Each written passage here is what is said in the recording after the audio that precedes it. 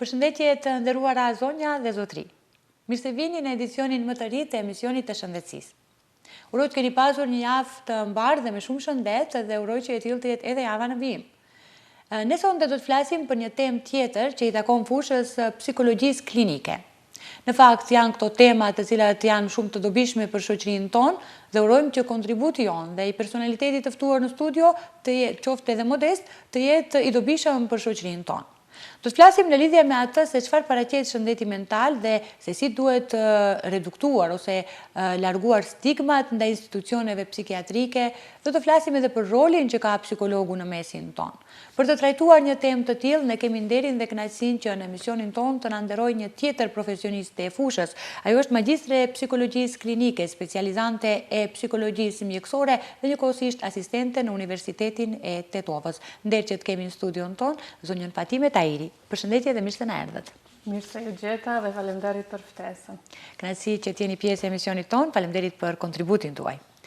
Të flasim pak për shëndetin mendor, mental ndryshe, por të bëjmë një përkufizim të asaj se çfarë paraqet shëndeti mental dhe njëkohësisht si e shpjegoni ju stigmatizimin në këtë pjesë, në këtë kontest. Shëndeti mental, do me thënë, është një gjendje e mirëqenies së plot psikologjike, fizike dhe emocionale, ku individi ka kapacitet të menaxhojë apo aftësi që të menaxhojë në mënyrë efikase me stresin e jetës së përditshme, me të mbajë një ekuilibër midis emocioneve, ndjenjave dhe sjelljes së tij, të menaxhojë aspektin social të jetës së tij, qoftë në punë, qoftë në shkollë, në familje, kështu me radhë, të kontribuojë, do me thonë, produktivisht, siç e tham, edhe në familje dhe në krejt atë sferën me të cilën ai bashkëvepron në përditshmërinë e tij. Ndërsa sa i përket stigmatizimit, mund të themi se është një proces social i etiketimit negativ të njerëzve të cilët vuajnë nga problemet e shëndetit mental, i trajtojnë shpesh si të rrezikshëm, shpesh si të papërshtatshëm, të papranueshëm për rrethin, si dhe etiketime tjera nga më të ndryshme me të cilat ato ballafaqohen, dhe kjo natyrisht se neve si profesionistë të shëndetit mendor na e vështirëson edhe më shumë punën në këtë aspekt, për shkak se shpesh pacientët tanë din të vonohen në kërkimin e ndihmës më së pari, din të vonohen edhe në marrjen e trajtimit të dur, marrjen e terapisë medikamentoze, ta them, marrjen e këshillimit të dur psikologjike ose mbështetjes psikologjike, dhe kjo krejt çon në ngadalësim të procesit të trajtimit edhe të shërimit të tij si të tillë. Pikërisht do flasim në pjesën tjetër edhe në lidhje me atë se çfarë ndikimi ka trajtimi i vonuar ose trajtimi jo në kohë tek këta pacient, por megjithatë të flasim pak për përvojën. Realisht kjo lidhet me pjesën e parë kur përmendëm stigmatizimin, cila është ose mund të na tregoni pak për përvojën tuaj si psikologe klinike dhe kontaktin që keni pasur le të themi me pacientët në institucione psikiatrike, për ta kuptuar edhe ne më lehtë se si po funksionon në fakt ky raport. Tashmë më shumë se 4 vite, unë jam pjesë e ekipit të personelit të psikiatrisë në Spitalin Klinik të Tetovës, ku ekipi jonë, do me thënë, është një ekip multidisiplinar që përbëhet prej mjekëve psikiatër, prej psikologëve, prej personelit sekondar. Jemi një ekip që bashkëpunojmë, do me thënë, ndërmjet veti, natyrisht se secili kemi ato dallimet tona në mendime. Megjithatë, qëllimi i kryesori prej të punës tonë të përbashkët që e bëjmë është pacienti. Ai është prioritet për ne dhe trajtimi i tij sa më i mirë që nga momenti, do me thënë, kur pranohet në institucionet tona deri në momentin kur vendosim ta lëshojmë ose kur përfundon trajtimi i tij, duke pasur kujdes që të kemi kontakt vazhdueshëm edhe me familjarët në atë aspekt, të kontribuojmë pak në psikoedukimin e familjarëve në mënyrë që edhe trajtimi i pacientit të jetë sa më i suksesshëm, të themi, edhe sa më të kënaqur të jemi të gjithë aktorët që jemi të përfshirë në trajtimin e tij. Meqense në qoftë se doni të shtoni edhe diçka, po? Gjithashtu jam drejt përfundimit të specializimit në psikologji mjekësore në kuadër të klinikës për psikiatri dhe psikologji, që funksionon në kuadër të Fakultetit të Mjekësisë në Universitetin Kirili dhe Metodi. Kjo më shumë lindi si nevojë të theme spitalit tonë, por edhe institucioneve tona psikiatrike në përgjithësi, për të pasur një specializim të këtil, për shkak se vlen të ceket se një specializim i tillë për herë të parë ofrohet nga spitali jonë,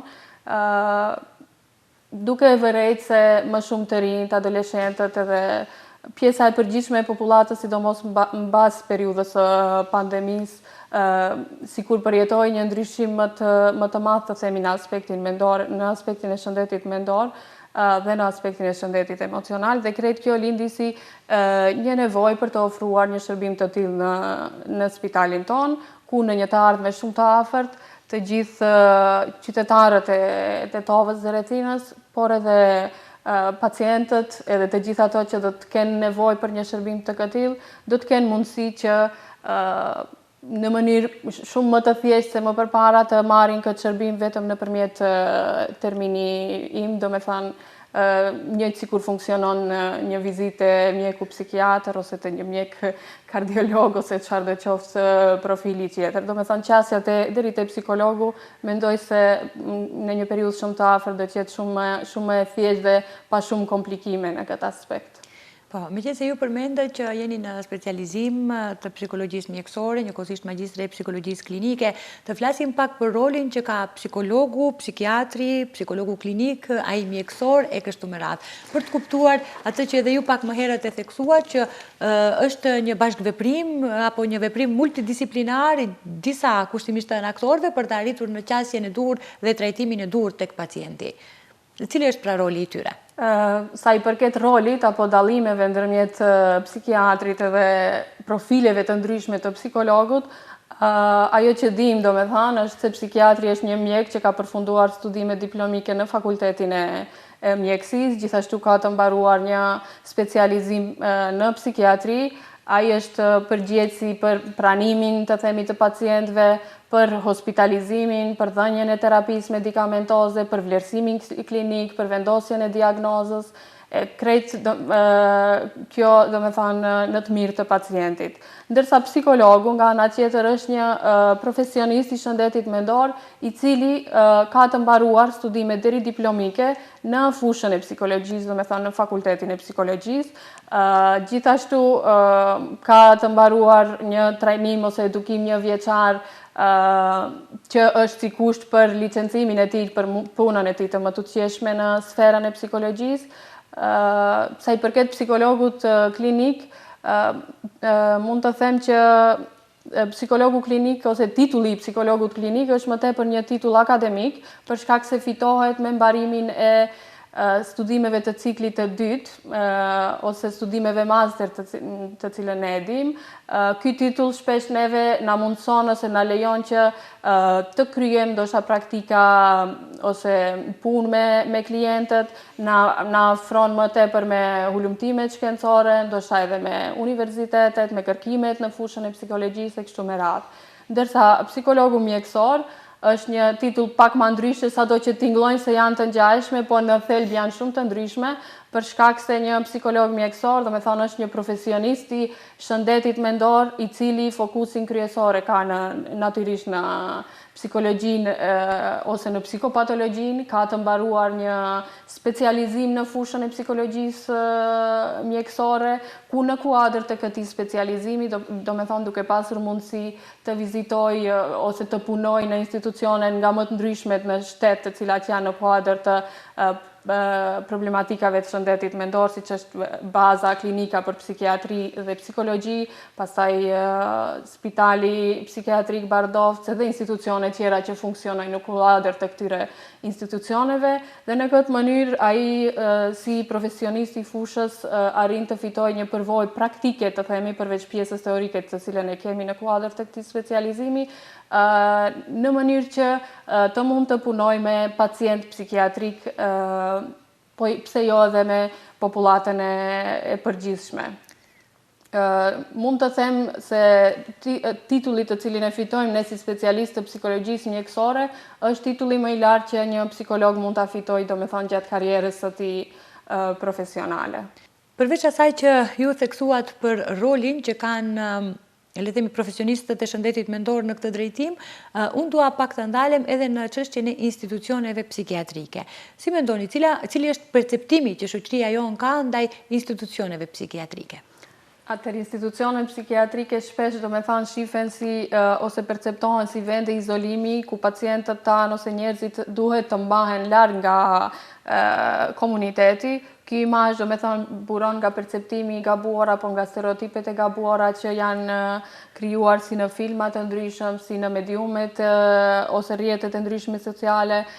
Tjetra është mungesa e kontakteve me shërbimet ose përvojave personale me shërbimet e shëndetit mental të cilat institucionet e këtilla i ofrojnë. Një aspekt tjetër është edhe frika nga e panjohura, për shkak se çdo gjë që është e panjohur për ne dhe që kemi informacione të pakta për atë fushë, natyrisht se do të kemi edhe frikë dhe pasiguri. Ajo që vlen të theksohet që edhe Organizata Botërore e Shëndetësisë, por edhe shteti jon po punon në atë drejtim, do me thonë që ta zhvillojë më shumë fushën e psikiatrisë sociale, e cila është një degë e psikiatrisë, ku fokusohet në ndërveprimin mes individit edhe shoqërisë, duke marrë parasysh do me thonë faktorin social, faktorin ekonomik, faktorin kulturor dhe mjedisor që ndikon do me thonë në shfaqjen edhe në ecurinë e trajtimit edhe të sëmundjes të një individi të caktuar i cili vjen në institucionet tona. Qëllimi kryesor, do me thonë, i psikiatrisë sociale është parandalimi i sëmundjeve përmes ndërhyrjeve në faktorët shoqëror të cilët mund të ndikojnë në shkaktimin ose deri te ardhja e asaj sëmundjes ose çrregullimit të caktuar të shëndetit mendor, rehabilitimi dhe reintegrimi i këtyre personave me çrregullime të shëndetit mental në shoqërinë dhe në komunitetin ku ata jetojnë dhe veprojnë, reduktimi i stigmatizimit dhe përmirësimi i qasjes ndaj shërbimeve të cilat ofrohen ose ndaj trajtimit. Gjithashtu, një nga qëllimet kryesore është edhe përfshirja e familjes, do me thënë edhe komunitetit në procesin e trajtimit të këtyre personave. Tjetra është promovimi i barazisë sa i përket marrjes dhe dhënies së shërbimeve në këto institucione, veçanërisht për grupe të cilat janë të marginalizuara. Përveç asaj që përmendëm ne pak më lart rolin që ka psikologu dhe psikiatri, po megjithatë ta vëreni ju ndonjë dallim në mënyrën se si njerëzit e perceptojnë një psikolog dhe një psikiatër? Po, normalisht se ka dallime, zakonisht mjeku psikiatër është ai i cili perceptohet si një profesionist, mjek me autoritet, tradicional, do me thënë ka një autoritet të pakontestueshëm në atë aspektin e raportit pacient dhe mjek, ndërsa psikologët klinik ose psikologët mjekësor në këtë rast shpesh reduktohen në rolin e këshilluesit, ta themi, edhe pse nuk kanë dyshim në atë aspekt, kanë edukime, trajnime edhe specializime të ndryshme sa i përket, do me thënë, profilit të tyre si psikolog, ndërsa vlen të theksohet se sa i përket aspektit tjetër ose nëse e kanë më lehtë të kërkojnë ndihmë prej mjekut psikiatër apo psikologut në popullatën tonë, shpesh do me thënë qytetarët ose klientët ose pacientët, sido që ta quajmë, shpesh e kanë më të lehtë të kërkojnë ndihmë prej psikologut kur e vërejnë se kanë probleme të caktuara të shëndetit mendor, se sa prej mjekut psikiatër, për shkak se edhe qasja e psikologut nga ana tjetër është një qasje pak më ndryshe se sa qasja e mjekëve psikiatër në atë aspektin e kuptimit më të thellë ndoshta të problemit edhe të shqetësimit të cilin e ka pacienti në këtë rast. Do me thonë nga kjo që e cekëm më lartë, nënkuptohet se psikologu shpesher do me thonë din të jetë ajo ura lidhse mes pacientëve dhe mjekëve psikiatër në këtë mënyrë që të bëjmë një trajtim dhe rehabilitim sa më të mirë të pacientëve ose të personave të cilët kanë nevojë për shërbimet që i ofrojmë ne si institucione. Përveç kësaj të ndalemi pak edhe në atë që pak më herët e sqaruat në lidhje me stigmatizimin apo stigmën. Kush mendoni që mund të jetë burimi i kësaj stigme? Mund të jetë kultura, media, mungesa e informacionit apo kështu me radhë? Shumë faktor janë apo burime të cilat ndikojnë në krijimin e stigmatizimit ose paragjykimeve në lidhje me institucionet tona ose me pacientët psikiatrik. Natyrisht media e popularizuar, rrjetet sociale të cilat shpesh domethënë pacientët tanë i perceptojnë si agresive dhe të paparashikueshëm. Kultura jonë ku shfaqja e emocioneve të forta njihet si dobësi, ta themi, e karakterit dhe jo si apel për ndihmë nga ana e personit i cili është në një gjendje të caktuar ose po vuan nga një problem i caktuar i shëndetit mendor. Mungesa e edukimit dhe pak njohuri për natyrën biologjike të këtyre çrregullimeve psikologjike apo çrregullimeve mentale, ta themi. Debati publik i kufizuar, shpesh fushatat të cilat bëhen në lidhje me problemet e shëndetit mental ngelin vetëm në pikën e sloganeve, ta themi, pa materiale edukative dhe informuese më të thella sa i përket fushës së shëndetit dhe çrregullimeve mentale. Të flasim pak edhe për mitet dhe keqkuptimet, që është gjithashtu një faktor tjetër shumë i rëndësishëm. Sa ndikojnë mitet dhe keqkuptimet rreth sëmundjeve mentale dhe sa janë këto ndoshta burim i krijimit të një stigme të tillë? Zakonisht shumë ndikojnë, domethënë, mitet. Shoqëria jonë ende është paragjykuese sa i përket kësaj çështje. Mitet të tilla se njerëzit me çrregullime mentale, domethënë, janë të rrezikshëm. Çrregullimet mentale shpesh janë shenjë dobësie ose psikiatrit dhe psikologët, domethënë, nuk janë për njerëzit që janë të shëndetshëm. Shpesh këto edhe shumë mite të tjera të cilat nuk ka nevojë t'i cekim, shpesh janë burimi krijimi të stigmave dhe paragjykimeve sa i përket pacientëve tanë. Normalisht se krejt kjo nuk është e vërtet, për shkak se jo gjithmonë pacientët tanë janë agresiv. Ajo që vlen të theksohet se pacientët tanë shpesh janë më tepër viktima të krejt këtij procesi apo të dhunës se sa autor të saj. Natyrisht vetëm një pjesë shumë e vogël e pacientëve tanë mund të kenë sjellje të papërshtatshme ose sjellje agresive, ta themi, por kjo ndodh vetëm në rastet kur ato nuk e marrin trajtimin e duhur ose nuk vinë në institucionet tona për të marrë trajtimin të cilin atyre ju nevojitet. Çrregullimet mentale nuk kanë të bëjnë domethënë me dobësi karakteri apo me mungesë vullneti, ato janë gjendje komplekse që vijnë shpesh nga ndërveprimi i shumë faktorëve, siç janë faktorët biologjik, faktorët social, faktorët kulturor. Shumë persona me çrregullime mentale pas marrjes së trajtimit të duhur nga ana e institucioneve tona arrin të funksionojnë, arrin të punojnë, arrin të mbarojnë ndoshta studimet e tyre në qoftë se janë në periudhën e rinisë ose në periudhën e adoleshencës. Shpesh kanë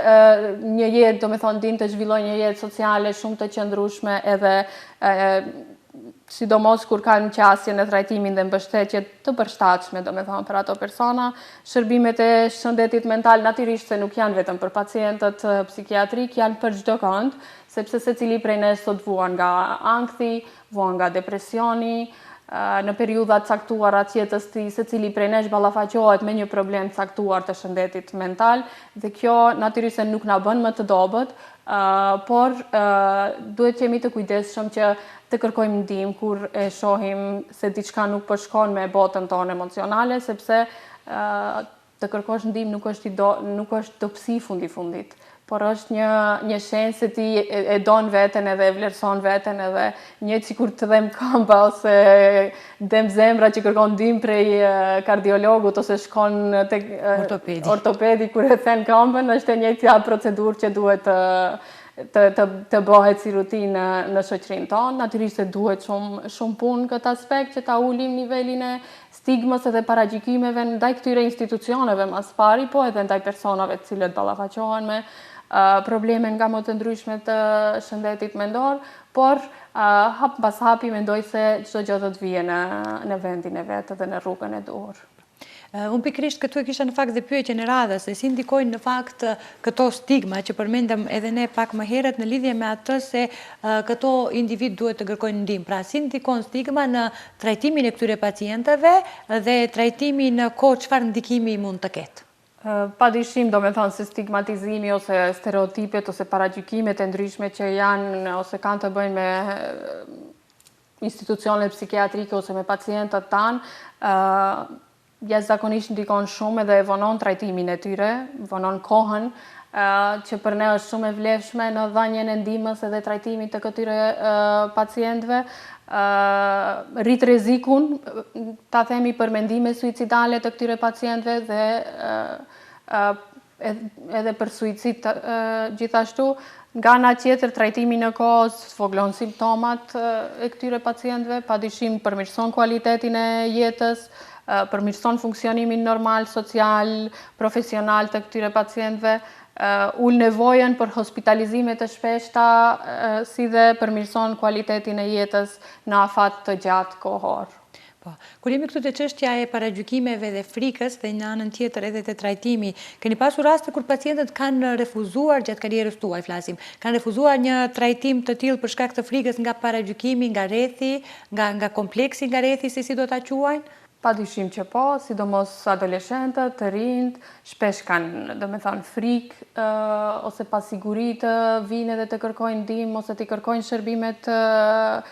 tona ose shërbimet psikiatrike, për shkak të frikës nga stigma, shokët se si do t'i shohin, si do t'i etiketojnë, çfarë nëse mësojnë të tjerët se unë kam vizituar një mjek psikiatër ose një psikolog mjekësor, edhe etiketimet të tjera nga më të ndryshmet. Gjë që është shumë e gabuar për mendimin tim, për shkak se çdo frikë ose çdo pasiguri për kërkim ndihme e vonon trajtimin, siç e ceka edhe më lart, dhe këto vonesa shpesh sjellin edhe probleme më serioze në vazhdimsinë e trajtimit të pacientit më andej. Sipas jush, cilat janë ndoshta disa nga mënyrat më efektive që do të kishit dashur t'i përmendni për të parandaluar apo për të luftuar këtë lloj stigme? Kuptohet sipas jush si profesioniste e kësaj fushe? Normalisht se ka pafund mënyra për ta ulur stigmën, por ajo që unë mendoj se është më e vlefshme dhe është ndoshta më urgjente të bëhet në këtë aspekt është edukimi i synuar nëpër shkolla, do me thënë që nga shkolla fillore, shkolla e mesme, edukimi nëpër universitete, nëpër vendet e punës, me fakte, me statistika për rëndësinë e shëndetit mental më së pari dhe më pastaj për problemet e shëndetit mental. Testimoniale publike ose ndarja e përvojave personale të personave të cilët kanë marrë shërbimet tona dhe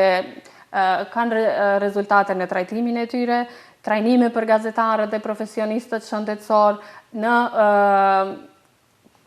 atë kujdesin e etiketimeve, stigmave ndaj këtyre pacientëve. Idealja e cila do t'ishte edhe që shpesh herë kërkojnë edhe pacientët tanë është integrimi i kujdesit mental në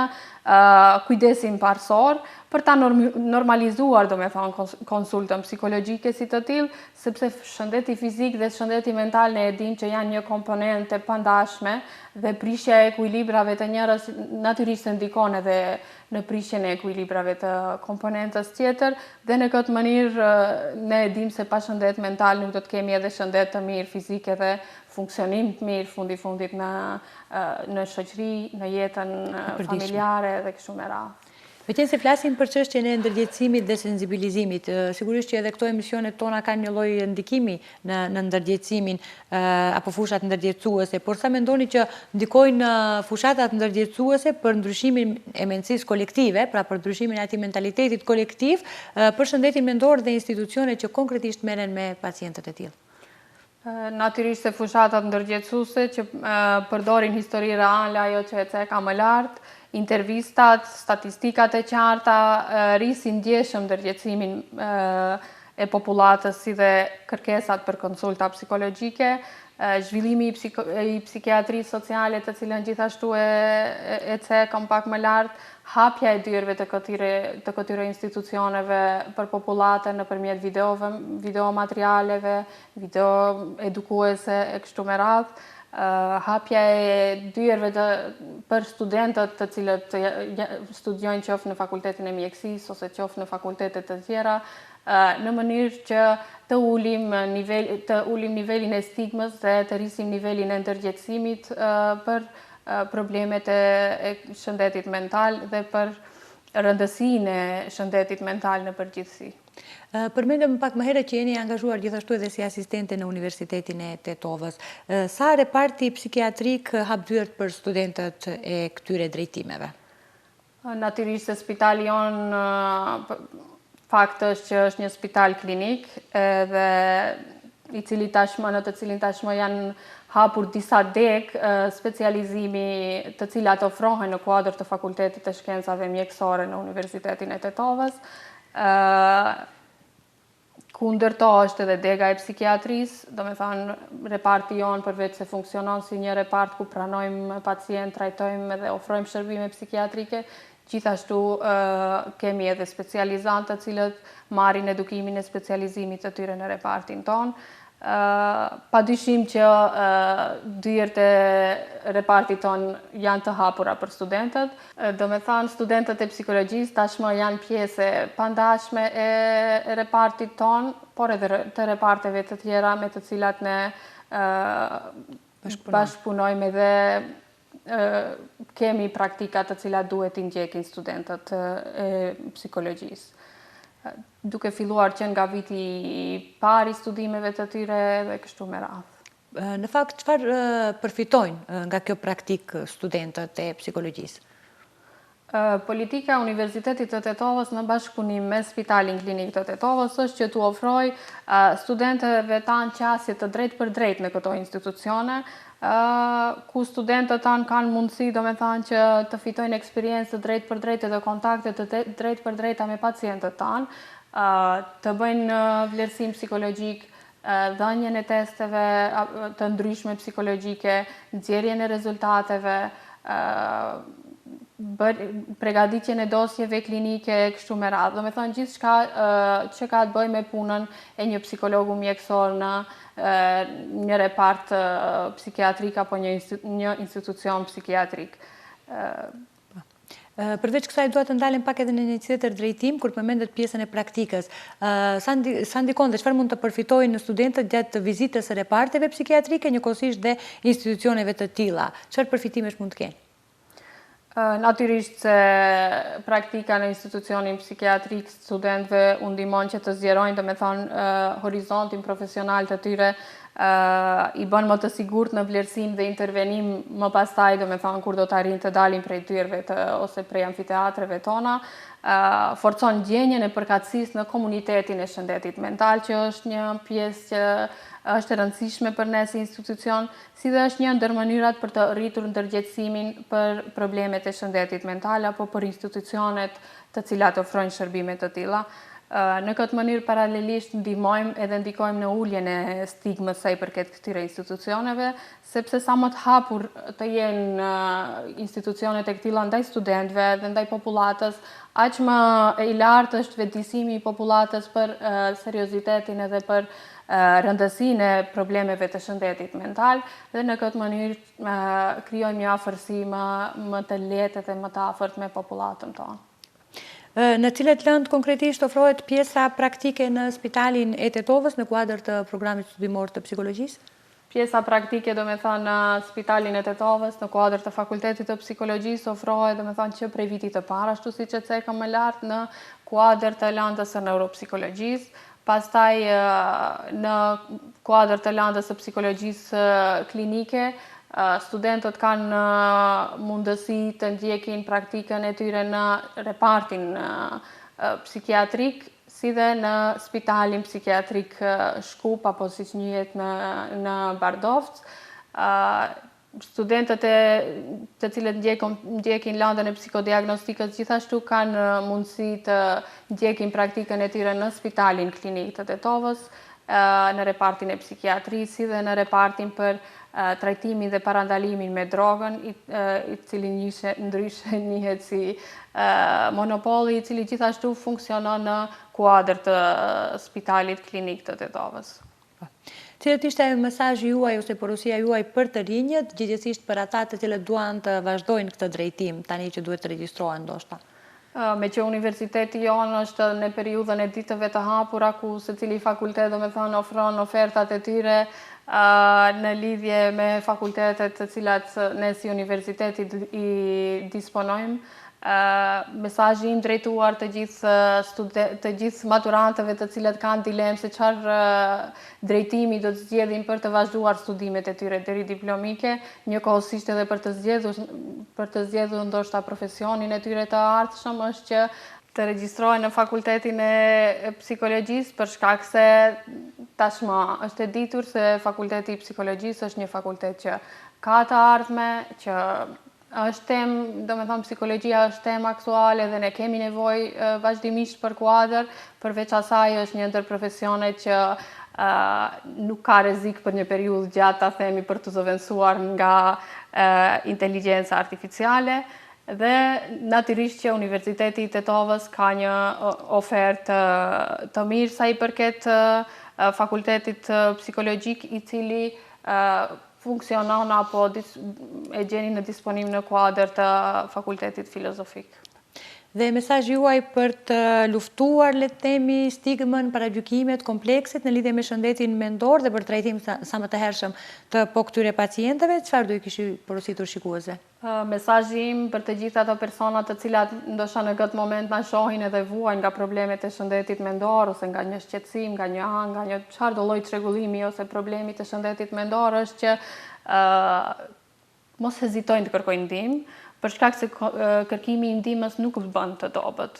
Personat që kërkojnë ndihmë janë persona jashtëzakonisht të fortë, të cilët e shohin se diçka nuk po funksionon me brendësinë e tyre, ta themi, edhe të kërkosh ndihmë nuk është e lehtë, dhe ne ju kuptojmë në atë aspekt, por sa më herët që të kërkoni ndihmë dhe të kërkoni mbështetje, aq më shpejt do të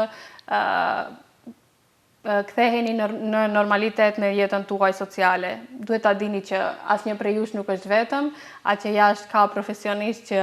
janë të gatshëm të ofrojnë mbështetje emocionale, që ju sa më shpejt edhe sa më lehtë të kaloni problemin me të cilin jeni duke u ballafaquar. Nderuar, faleminderit shumë që ishi pjesë e emisionit ton, faleminderit për kontributin tuaj. Faleminderit ty për kohën dhe për ftesën që ma bëre të jem pjesë e këtij emisioni. Faleminderit dhe njëherë. Të nderuar shikues, kemi folur në këtë emision për shëndetin mendor apo mental dhe njëkohësisht kemi diskutuar për largimin e stigmës, paragjykimeve për të kërkuar ndihmë në institucionet psikiatrike atëherë kur ne e shohim si të nevojshme ata. Unë ju falenderoj për vëmendjen tuaj dhe bashkë do të shihemi javën e ardhshme. Deri atëherë mbështemi me shumë shëndet. Mirupafshim.